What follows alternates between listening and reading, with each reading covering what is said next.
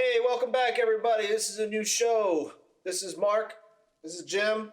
Hello. This is Jams, Jim and Mark's Rock and Roll Museum. And it's funny that's our title because our episode today is a really cool one. We are going to be talking about the 2021 Rock and Roll Hall of Fame nominees. And I think you're going to really like this show. Yes, and the Rock and Roll Hall of Fame, based up in Cleveland, been around for many, many years. Every year around this time, they put out a list of 16 artists or groups or people that have been highly influential in the music industry. And one of the reasons we're doing this is that they take that list and they whittle it down to 5 that will be ultimately inducted into the Hall of Fame. And so we thought it'd be nice to go through the list today and the requirements and get you all involved as we are getting involved. And as we say all that, we're going to give you our top 5 who we think should get inducted into it. And believe it or not, we aren't the same. We got some overlaps, but we're definitely not the same.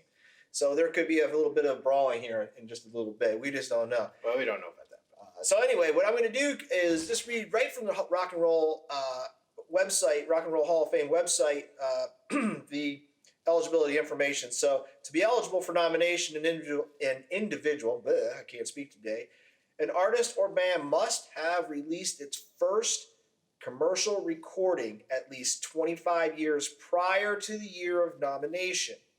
7 out of the 16 of the nominees are on the ballot for the first time. So I'm going to let Jim read the nominees. Yeah. So the nominees that are on the list for this year are Mary J. Blige, Kate Bush, Devo, Foo Fighters, The Go-Go's, Iron Maiden, Jay-Z, Chaka Khan, Carole King, Fela Kuti, LL Cool J, New York Dolls, Rage Against the Machine, Todd Rundgren, Tina Turner, and Dionne Warwick. It's quite a list. It certainly is. And just to kind of elaborate on that, so like Mark said, 7 out of the 16 are new to the ballots this year, and they are the Foo Fighters, the Go-Go's, Iron Maiden, Jay-Z, Mary J. Blige, Fela Kuti, and Dionne Warwick.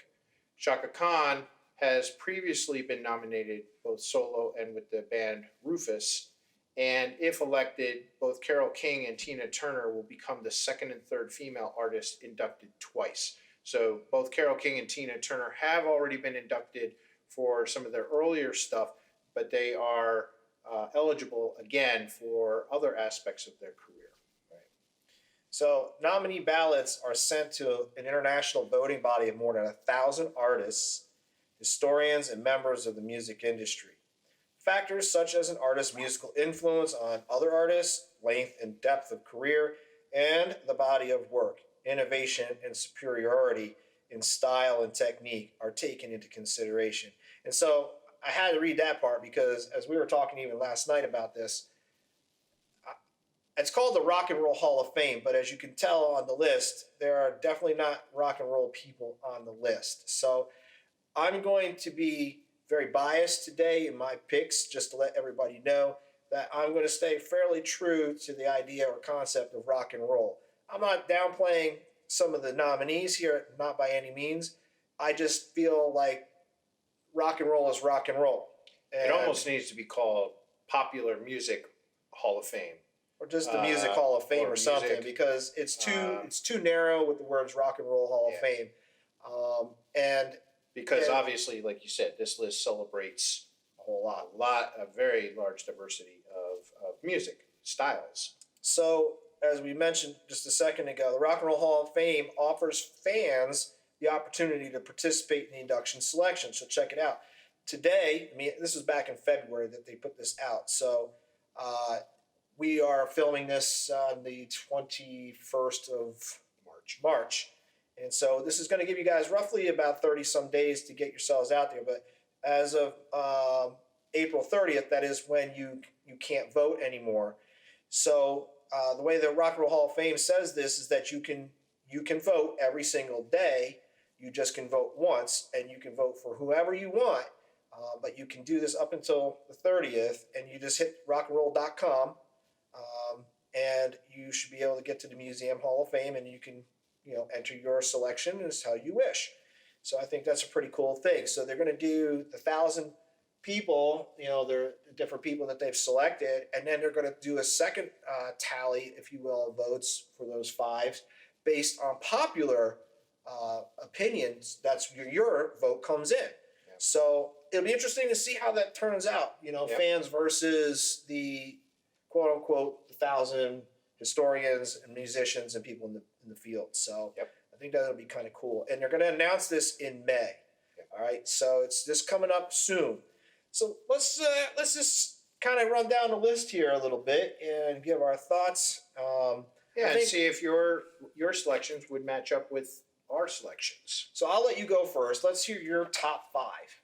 Okay, so do we want to go? No, I don't want to go in order. I'm going to do my picks, and you're going to do your picks, and then we can hash it out. Okay. So my picks were Devo, Iron Maiden, Chaka Khan, Rage Against the Machine, and Todd Rundgren. Nice. Okay. All right. Well, I already have a problem with one of those, but here's where we're going to see some overlap, obviously, because we also have the same similar tastes in music, but we're also very diversified. So my number one is going to be Iron Maiden. My number two is the New York Dolls. Number three is going to be Rage Against the Machine. Oh, I love that band. Todd Rundgren, and I have Dionne Warwick in there, and I'll get into that later. Yeah. All right, so let's talk about the bands that didn't make our list really briefly. All right, I think that's kind of an interesting way to go about this, right? Yeah, I think so. I think so. As we were looking through the list and as we were reading, so I mentioned earlier that Carole King and Tina Turner have already been inducted. And so in order to make room for some others that haven't been inducted, I chose not to include them on my list this time around. They otherwise they would be solid shoo-ins on my list, but just to kind of spread it out. And like I mentioned earlier on, there are several bands, for instance, the Foo Fighters, who are on the list for the first time, and they are still real big out there. And I think not enough time has gone by. That's just a personal opinion. No, and I agree with that opinion. And they might actually, right.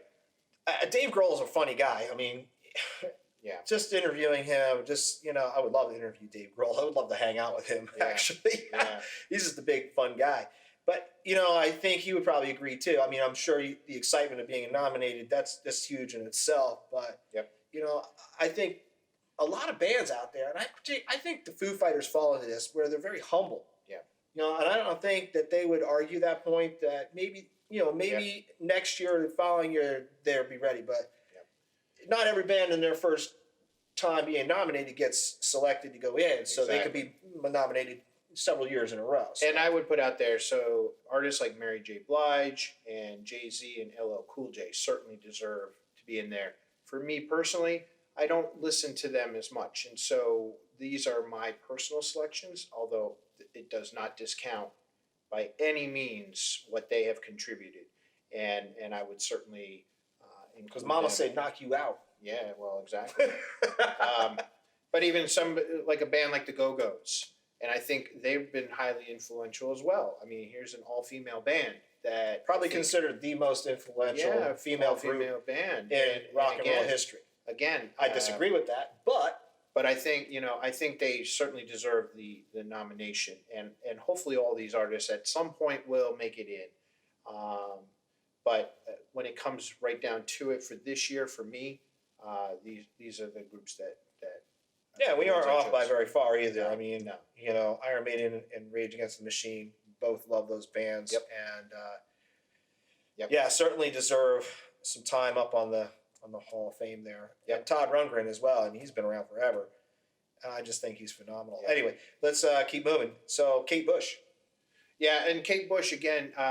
She was influential, still is, in terms of more of the experimental alternative rock Again, compared to others on this list, I don't think I think there's stronger people there are or bands definitely on the list than I than agree. her. Yeah. Yeah.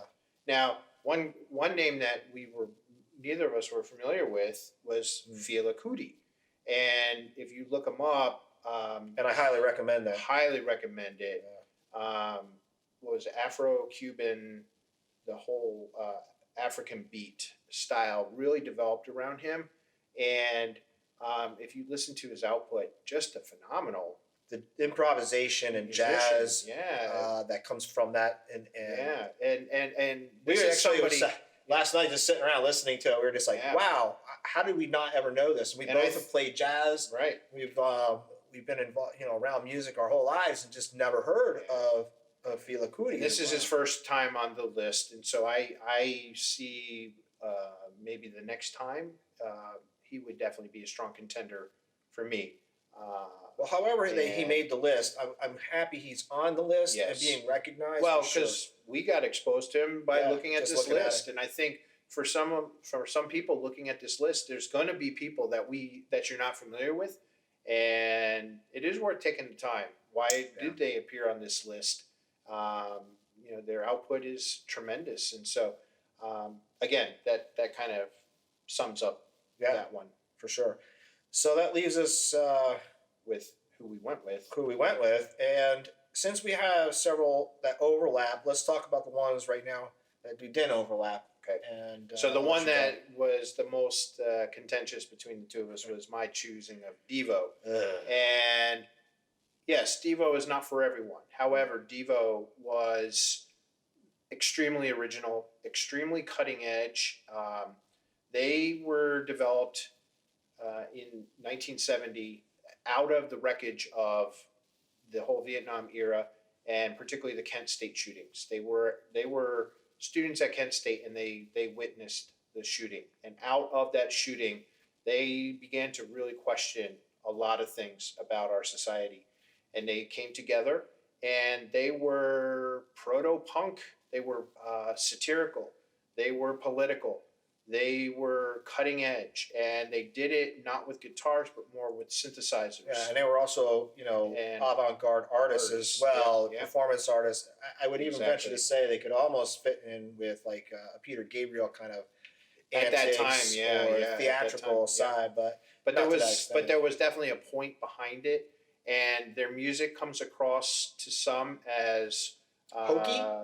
yeah, Cheesy? or just very out there and not listenable. But on the other side of the coin, there are people who swear by them and were highly influenced. In fact, yesterday on the radio, as I was traveling, they had Morel, the guitarist from Rage Against the Machine. Oh yeah. He was doing an hour of music that influenced him, and he was talking about Devo. Devo was highly influential to him in how it allowed him, for the first time, to see how he could push things outside the box of what was. Yeah, he's got a new show, by the way, Tom. Yeah, Tom Morello. Yeah, and yeah, that may have been the show that I was listening to. But he was talking about Devo and their influence on him as a musician, and how he also was where he discovered he could embrace political issues, which obviously Rage Against the Machine. That's all they were. That's what they were, Yes. and so Devo, while it's not for everybody, you cannot deny their originality and the long-term influences that they had on music that came from the 90s on, for sure. And that's where we have contentions, but that's all right. And that's all right. And I'll let it die right there. Yep. So now the Foo Fighters, right? We briefly mentioned them. So, I think they're a good band, and I don't think they're a great band, but I think they're a good band. And I love Dave Grohl because and you consider they're one of the few bands that are out there right now that are guitar based. yeah, they're just Yeah. rip roaring, hard rocking, But they're out there right now as well. They've been around for 25 years, but I think they need more time. And I think, I think down the road, they will definitely be, it'll be appropriate to induct them. Absolutely. Yeah, I think their time is coming, but maybe not this time around. Yeah. So Iron Maiden. Iron Maiden. Oh my God, we could do a whole show on Iron Maiden. Yeah. I just don't have enough good things to say. Well, about quintessential heavy metal band. I mean, Maiden. they helped define what heavy metal was all about. It was all guitars. It's just dueling guitars, constant the speed riffs that are in there. Well, and the operatic vocal stylings. But the writing is also incredibly good too. Yeah. Oh yeah, for sure. Even if you don't like heavy metal, that's okay. But these guys are very intelligent. They may have long hair, but holy moly, they are not dumb people by any means. So I think you just need to step back and take a good second look if you are anti Iron Maiden. Yep. Yeah, you cannot like the album covers with Eddie on the front, but if you get past that and you just listen to the music, listen to the lyrics, I think you can't go wrong. So, Todd Rundgren, right?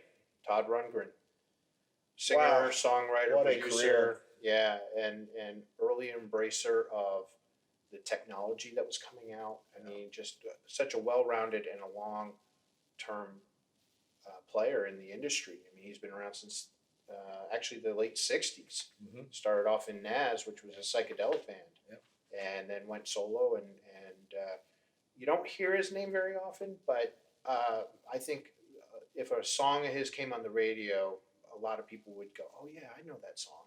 I've heard that song." Absolutely. I feel the same way like with Tom Petty. Tom a lot of Petty, people don't realize just Yeah. that's a Tom Petty song and that's Tom Petty. And it's like absolutely it is. So well, we have Dionne Warwick.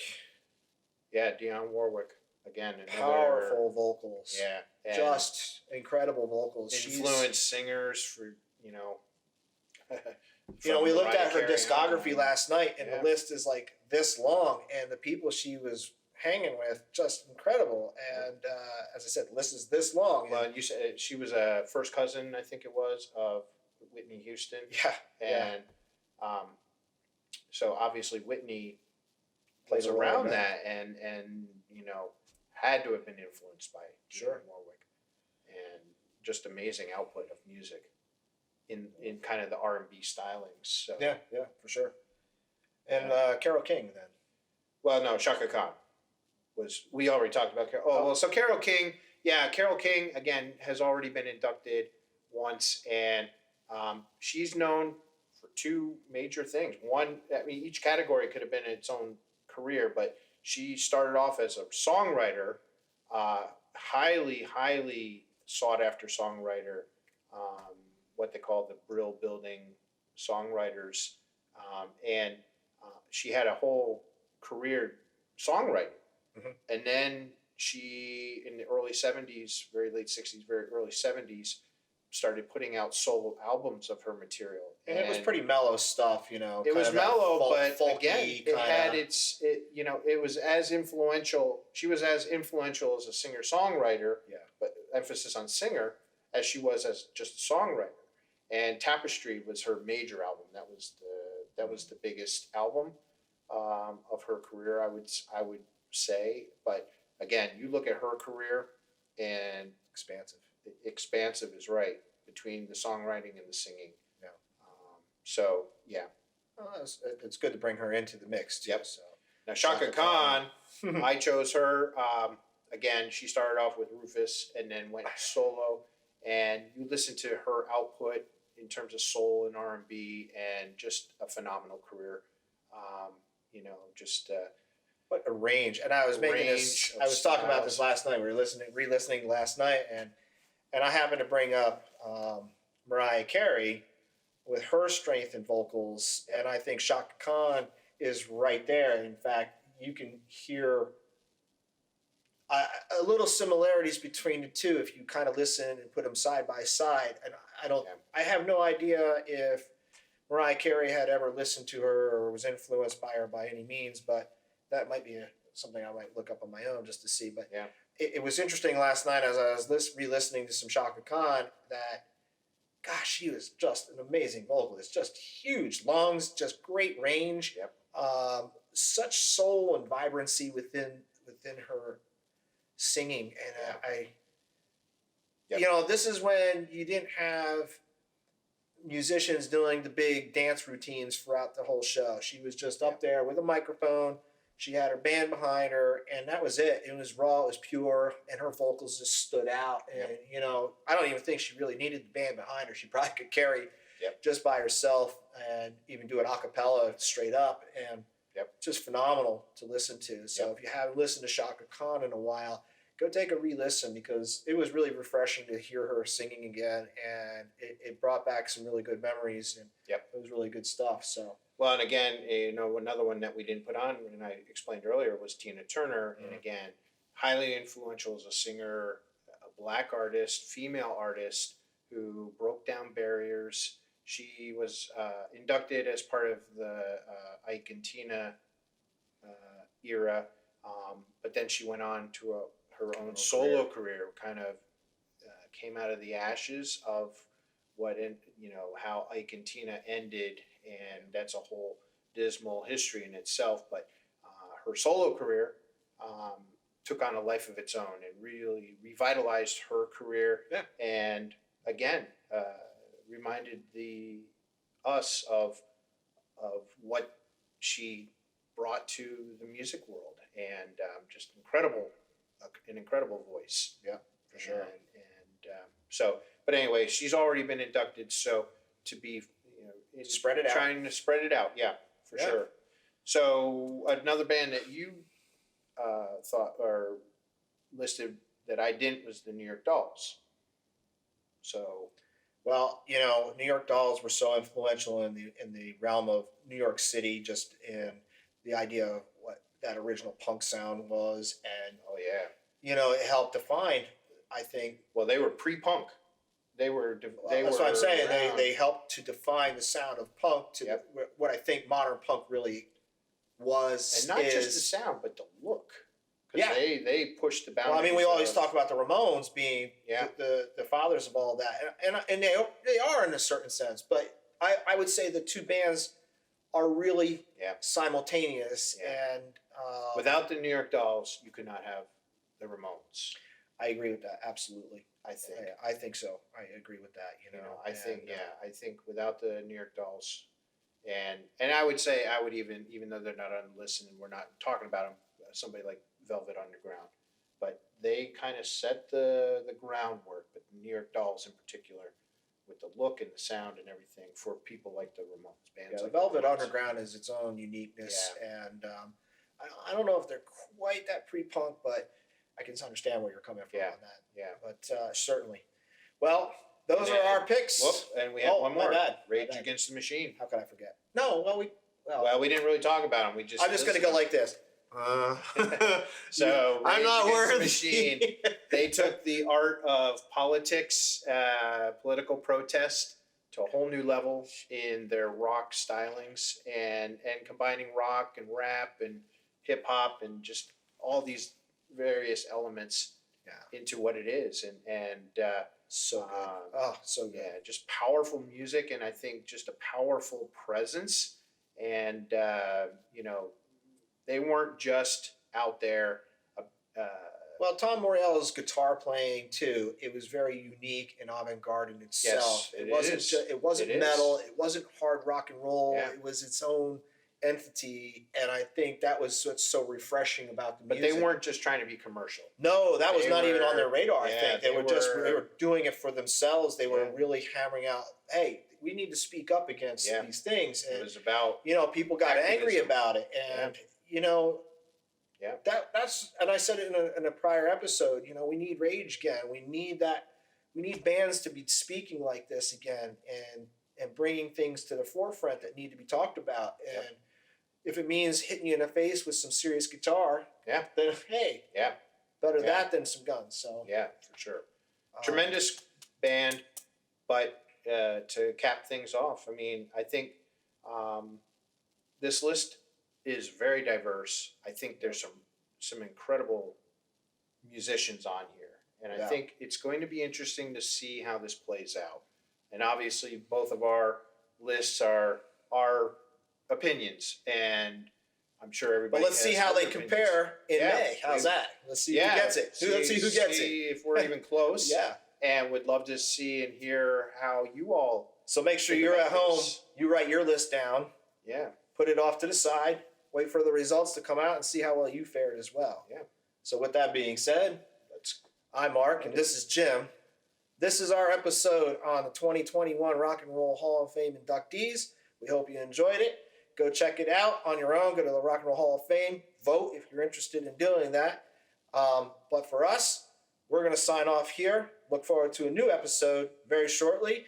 And check us out. Remember, we are Jams, Jim and Mark's Rock and Roll Museum. Have a good one, everybody. Be good. Bye-bye.